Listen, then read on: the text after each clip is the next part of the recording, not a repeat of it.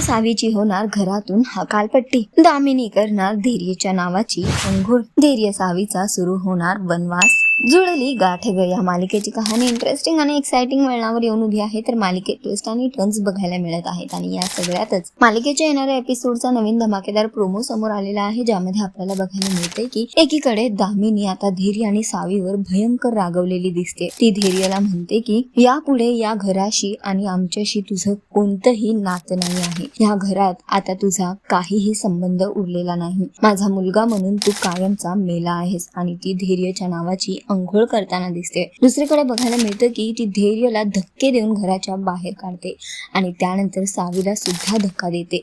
तेव्हा मात्र धैर्य सावीला सावरतो आणि दामिनीला म्हणतो की मी तुला वचन देतो, जोपर्यंत सावीला आणि तिच्या बाबांना न्याय मिळत नाही तोपर्यंत या घराची पायरीही मी चढणार नाही, हे माझं वचन आहे. आणि धैर्य सावीला घेऊन तिथून निघून जाताना दिसतोय. तर सध्या तरी धैर्य आणि सावीचा वनवास सुरू झालेला आहे.